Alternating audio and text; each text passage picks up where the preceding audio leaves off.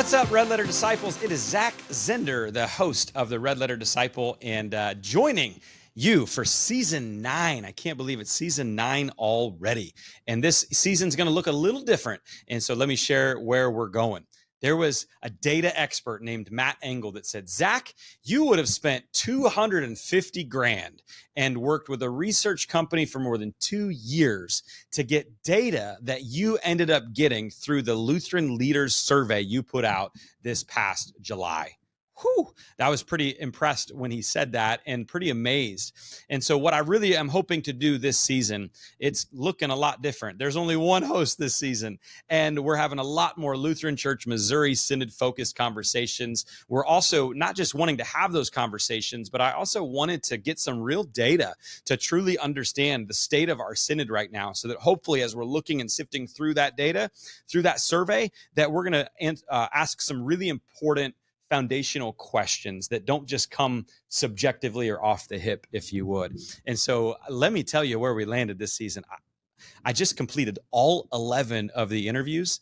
And so I am pumped for what's going to happen. So first off, episode 1 of season 9 is episode 100.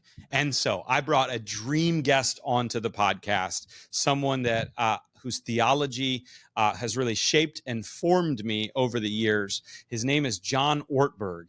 And John Ortberg wrote, I think, my favorite book of 2025 so far, called Steps. And it's how the church should look a lot more like an AA meeting. Ortberg, one of the things he said is, the 12 steps were written and came up through the church, and it's time that the church takes them back. I mean, AA can have them too, but you know what I'm saying? We got to live by those 12 steps. And so really pumped to have him on. We're going to talk about not only his book Steps and how and why churches should look more like AA meetings, but we're also going to talk about Dallas Willard and what Dallas Willard's theology, how it kind of works within or in Lutheranism. John's going to answer the question, what is the gospel according to Jesus? Which I think is a fascinating answer. And so a super fun conversation with John. We also talk about, in a denomination where a lot of people are struggling, he gives some advice on what we can do in that. From there, that's when the LCMS focus really begins. Episode 101, I'm bringing a data expert from Glue. His name is Matt Engel onto the podcast. And Matt shares with me, I really wanted to make sure, like, I'm not a professional surveyor. I've done a few. I'm not like with it, but I'm not an expert. And so I wanted to bring an expert on and say, hey, man, I got 1,054 people that responded to this survey, way more than I anticipated, which is really great. But what does this mean? Can I trust this survey? Can I trust this data? Are there biases in it? So we talk about all those things and then look at some of the key data points that came out of that survey. And from there, we have 9 LCMS leaders. We've got President Jerry Kieschnick coming on to the podcast to talk about what it's like to sit in that position and how to lead through difficult times. We've got 3 pastors of larger churches, Brad Hubbard, Tim Niekirk, and Scott Geiger, all coming into one podcast to represent for larger growing congregations and share a little bit about what it's like to be in those settings. We've got Brian Stecker, a confessional Lutheran that is really killing it with a podcast called On the Line.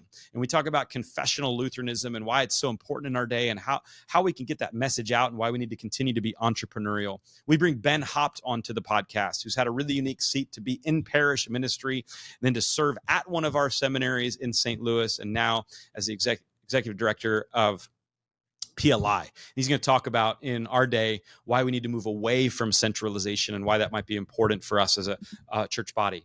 I'm bringing my friend Tim Allman back onto the podcast. Months ago, he was asked to be silent about his views on pastoral formation and then immediately went into a sabbatical. And so I'm going to talk to him about just how that felt and if he felt like that was fair and how do we bring change if we're not allowed to talk about it. And he'll give a little life update on where he's at, and really cool conversation. Then bringing newly retired district president of Texas, Michael Newman, onto the podcast. There's something unique about our Texas district.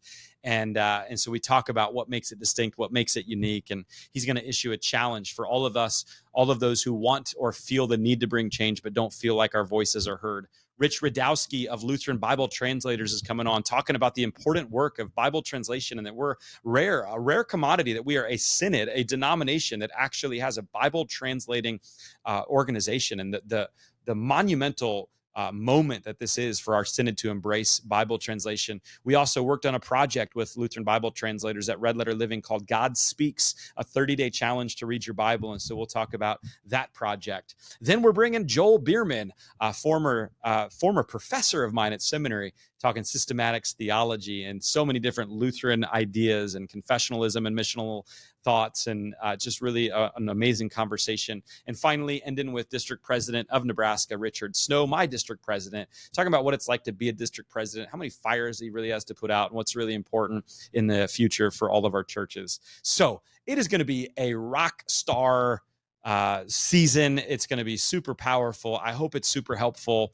I wanted to bring a collection of voices that weren't all the same onto one podcast platform and steward this in the best way possible. And as we go about this season, I genuinely would love to know, do you like this new format? Do you like this Lutheran focus? I'd love your comments on that. I'd love your questions on that. You can do that in YouTube videos if you'd like. You can email me at hello@redletterchallenge.com. I genuinely want this podcast to help as many people as possible to produce greater disciples. This season, we're obviously very Lutheran focused, but if that's what y'all want, we'll keep it that way, or we'll mix it up a little bit. We'll figure it out. But anyway, y'all have the power to let me know what you want in the future. But please do like and share. Please rate and review. Please, share this with people that you think would be blessed by it. I want to thank our Season 9 sponsors. We've got two of them. First and foremost is Child Beyond International, an amazing group in Guatemala that's rescuing the kids that other organizations genuinely just can't. They're rescuing abused. They're rescuing neglected. They've got to work through court systems a lot of times. It is a costly, expensive type of rescue, but it really hits at the least of these. And they've done it in an incredible way where this season, for the first time ever, Red Letter Living is partnering with CBI, Child Beyond International, and together, I'm hoping my audience can not just listen to these, but can we do something for the greater good? What we're looking for is at least 20 individuals to sponsor one child for $40 a month for a year. That sponsors a child and truly rescues them, gets them into their process where they're around doctors and they're around nurses and they're around nannies and they're around pastors and they're around teachers and so many helpful people in the process. And so it is amazing work that Child Beyond International does. And you can find out about that at childbeyond.org/RLL, Red Letter Living, childbeyond.org/RLL. And you might be a pastor that's saying, hey, we could do more than one. I'm bringing this to my whole church. And I would say, that's awesome. Do that. childbeyond.org/RLL. Let's see if we can rescue at least one child, if not more. How cool would it be that in the midst of all these challenging conversations, that if we could do some good together, no matter what we may think or what we may feel or where we may land on certain theological issues, let's do this for the sake of God's children. And then finally, I want to thank Red Letter Living, the company I get to lead. I get to do this podcast, and we get to produce resources that help you produce greater disciples. We've got a brand new 40-day challenge, Giving Challenge, and Giving Challenge Kids.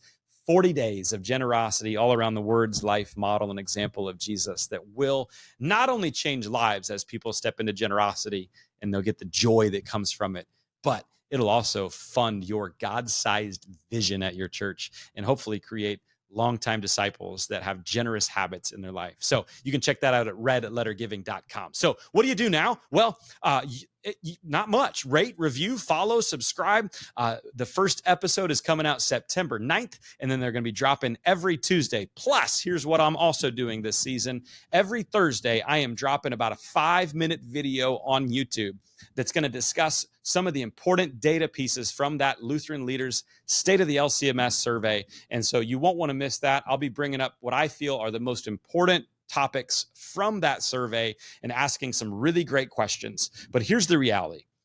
At the end of the day, I don't want to just talk. You know me, I'm a doer. I want things to happen from this. And so as we're having these conversations, as I'm bringing in and stewarding, hopefully a bunch of different voices for the sake of the Lutheran Church Missouri Synod, as I'm also bringing up important things that this survey noted, here's what I want to challenge you to do.